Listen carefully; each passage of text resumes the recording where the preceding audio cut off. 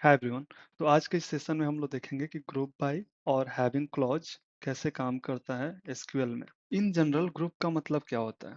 In general group का मतलब होता है collection of things that are related in some way. मतलब किसी भी चीज का समूह जो कि उनके बीच कोई एक प्रॉपर्टी ऐसा हो जो कॉमन हो, उसी को तो हम लोग ग्रुप बोलते हैं।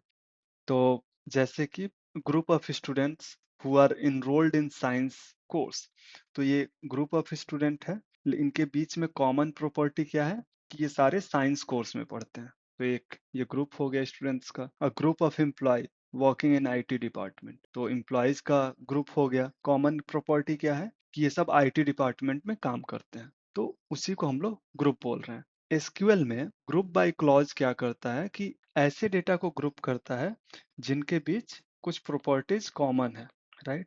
अब ये प्रॉपर्टी जो है वो डिसाइड कौन करेगा?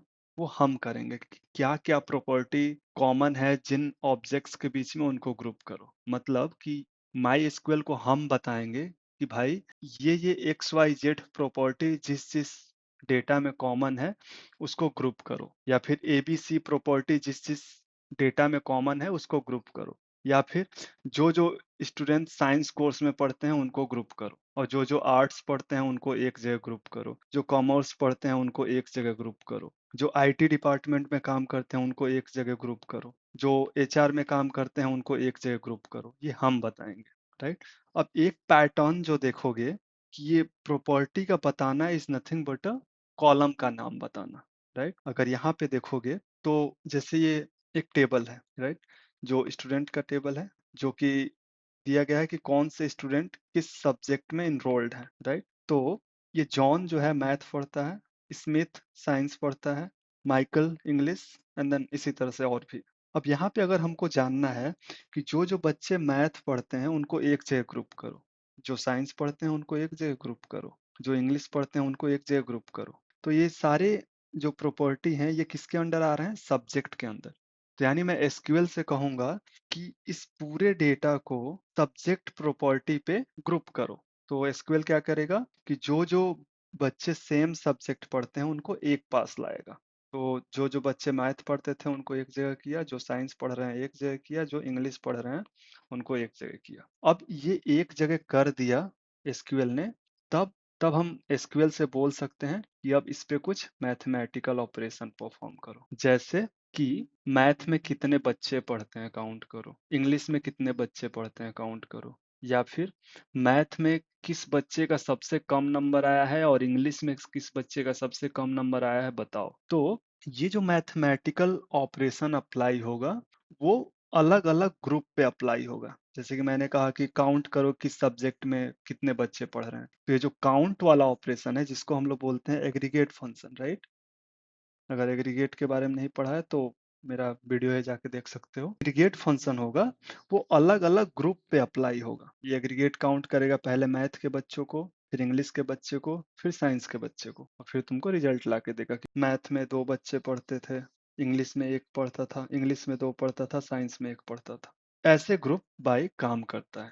अब देखते हैं अब फॉर्मल डेफिनेशन और सिंटेक्स के बारे में देख। एसक्यूएल क्या कहता है ग्रुप बाय के बारे में कि group by clause in SQL allow you to group rows in table based on one or more column. यानी ग्रुप बाय क्या कर रहा है, रो को, जो भी रो है, रो को ग्रुप कर रहा है based on some column, one or more column. तो अभी के लिए मैं एक ही कॉलम की बात कर रहा था, कॉलम बोले तो वही प्रॉपर्टी की बात जो मैं कर रहा हूँ, लेकिन एक से अधिक कॉलम पे भी डेटा ग्रुप हो सकता है। And this is useful summarizing data and extracting meaningful insights. तो meaningful insights as I was saying कि पता करो कि किस सब्जेक्ट में कितने बच्चे पढ़ते हैं, पता करो कि किस सब्जेक्ट में सबसे ज्यादा मार्क्स किसके आए हैं, so that I can decide topper based on subjects कि इंग्लिश में टॉपर ये है, मैथ में टॉपर ये है, इस टाइप का।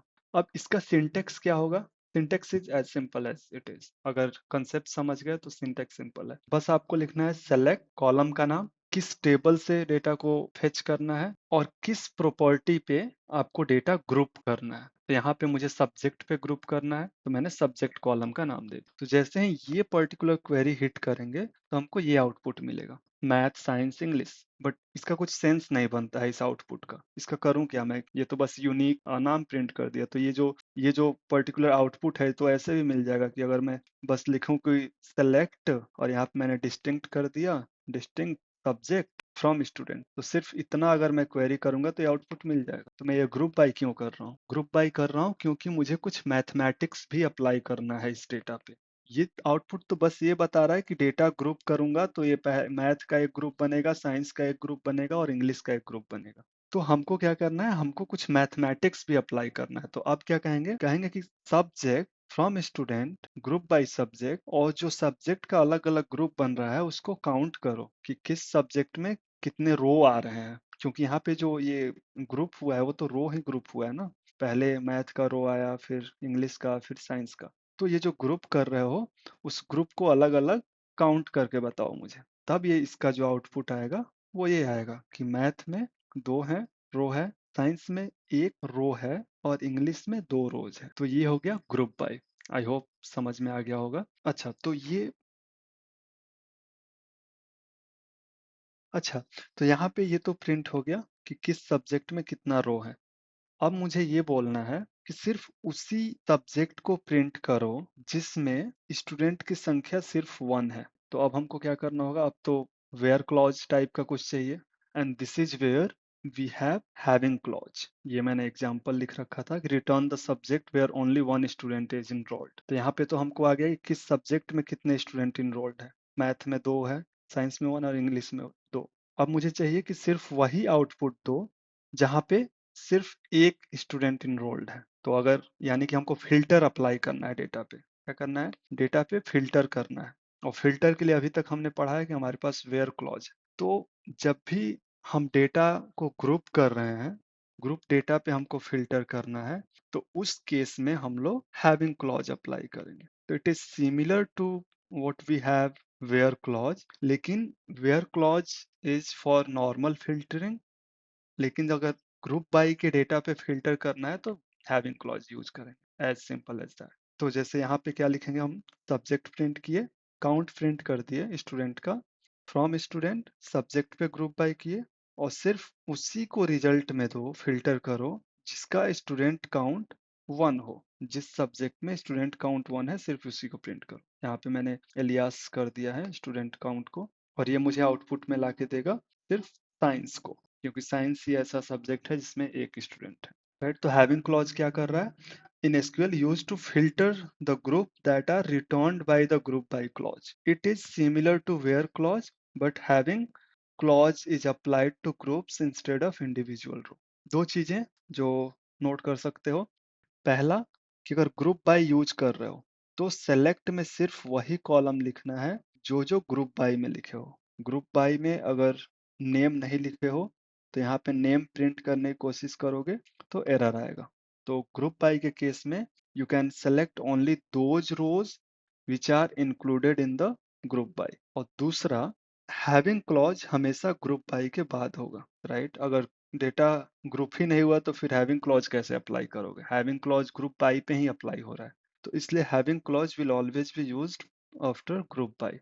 तो यहाँ पे देखोगे तो एक डेटाबेस है कॉल्ड वर्ल्ड, राइट, एंड इस वर्ल्ड में यूज कर लेंगे वर्ल्ड को। और इस वर्ल्ड में टेबल्स हैं, सो टेबल्स, तीन टेबल है, सिटी, कंट्री और लैंग्वेज। फॉर एग्जांपल सिटी को देखते हैं, सेलेक्ट स्टार फ्रॉम सिटी। यहाँ पे ये टेबल है जिसमें name, country code, district and population columns है। अब मुझे ये जानना है कि किस कंट्री में कितने डिस्ट्रिक्ट है। राइट, सिटी को इन्होंने डिस्ट्रिक्ट लिखा है, तो किस कंट्री में कितने नंबर ऑफ डिस्ट्रिक्ट हैं बताओ। तो print the number of district in H country. Right, तो पहले इसको अगर थोड़ा ध्यान से देखोगे इस क्वेरी को, तो मैं चाहता हूँ कि हर कंट्री में नंबर ऑफ डिस्ट्रिक्ट प्रिंट हो। और वो प्रिंट कैसे होगा, पहले हमको ग्रुप करना होगा डेटा को। राइट, कंट्री वाइज डेटा को ग्रुप करना होगा कि सारे इंडिया के डिस्ट्रिक्ट एक साथ रखो, अफगानिस्तान के एक साथ, सो सारे कंट्री के डेटा को अलग अलग रखो और फिर उस पे काउंट अप्लाई करो। Count is aggregate function. तो मैं क्या करूंगा, मैं कहूंगा कि select country code from city group by country code. तो ये क्वेरी क्या करेगा, ये डेटा को सिर्फ ग्रुप कर देगा। अब इसको हम अगर रन करेंगे तो इसने डेटा को ग्रुप कर दिया कि एक ग्रुप बनेगा ABW का, एक बनेगा AFG का, एक ALB का, एक बनेगा रोम का, एक बनेगा रूस का, इस तरह से एक बनेगा सऊदी अरब का। तो ये इस तरह से ग्रुप बन गया। अब इस ग्रुप का करना क्या है, इस ग्रुप पे हमको एग्रीगेशन अप्लाई करना है, राइट। तो मैं क्या कहूंगा कि इस ग्रुप पे काउंट फंक्शन अप्लाई करो और बताओ कि इस ग्रुप में कितने नंबर ऑफ रोज हैं। और अगर मैं अब इसको रन किया तो आ गया अफगानिस्तान में 4, एजीओ में 5, एआईए में 2। लेकिन ये थोड़ा सा सही नहीं दिख रहा है, तो this why I alias state. So मैं क्या रखूंगा, सिटी काउंट और डिस्ट्रिक्ट काउंट वोटेबल। और मैं इसको प्रिंट किया, ये एलियास हो गया, सिटी काउंट इज दिस। तो यहाँ पे क्या किया हमने, यहाँ पहले हमने डेटा को ग्रुप किया और फिर इस पे हमने अप्लाई किया एग्रीगेशन। अब मैं यहाँ पे क्या कहूंगा कि सिर्फ उसी कंट्री का नाम और उसका सिटी काउंट प्रिंट करो जहाँ पे सिटी की संख्या मोर देन 5 हो। इसके 5 या 5 से अधिक सिटी काउंट हो, सिर्फ उसको प्रिंट करो। तो ये तो ग्रुप डेटा है, और सिटी काउंट जो कॉलम है वो ग्रुप डेटा का रिजल्ट है। तो इस पे फिल्टर डालने के लिए we need to use having clause, right. यही पढ़ा हमने अभी। तो will say having city count is greater than equal to 5। And this make sense, right. अगर इसको सही से पढ़ोगे तो ये कह रहा है कि select country code from city table, group करो उस कंट्री कोड से, एंड ओनली दोज प्रिंट करो हैविंग सिटी काउंट मोर देन 5। तो अब मैं इसको एग्जीक्यूट करूंगा तो आ गया कंट्री प्रिंट हुआ जिसके सिटी मोर देन 5 है जिसमें। अगर मैं इक्वल टू साइन हटा दूंगा तो ये देखो जिसके 5 है वो भी प्रिंट हुआ है। तो जैसे ही मैं अगर इक्वल साइन हटाऊंगा तो only those will be printed which is having more than 5 city count, 5 गायब। तो इस तरह से हैविंग क्लॉज और ग्रुप बाय काम करता है। एक चीज always remember, you can only select those column which are included in group by. तो अगर मैं यहाँ पे नेम प्रिंट करूंगा, सिटी नेम, तो it will give me error. ये बोलेगा कि भाई ये डेटा नहीं दे सकता, मैं कुछ भी प्रिंट नहीं हुआ। क्यों नहीं हुआ, क्योंकि ये एरर दे रहा है। कहाँ पे दिखाता हूँ, ये देखो ये क्या कह रहा है, having select list expression to select list is not in group by. तो जो सेलेक्ट में तुमने लिखा है वो ग्रुप बाय में नहीं है, तो मैं कुछ नहीं कर सकता, राइट। तो इसीलिए सेलेक्ट में सिर्फ वही कॉलम डाल सकते हैं जो ग्रुप बाय में इंक्लूडेड है। तो अब हम इस नेम को हटाएंगे और फिर से एग्जीक्यूट कर देंगे। दूसरा चीज याद रखने को बोला था कि having clause will always be used after group by. क्योंकि ग्रुप नहीं होगा डेटा तो ग्रुप बाय अप्लाई कैसे होगा। अगर हम इसको लिखेंगे तो पहले ही एरर दे रहा है कि हैविंग के बाद ग्रुप बाय कैसे लिख दिया तुमने। तो this is how it works. If you have any question, feel free to drop in comment section. Thank you.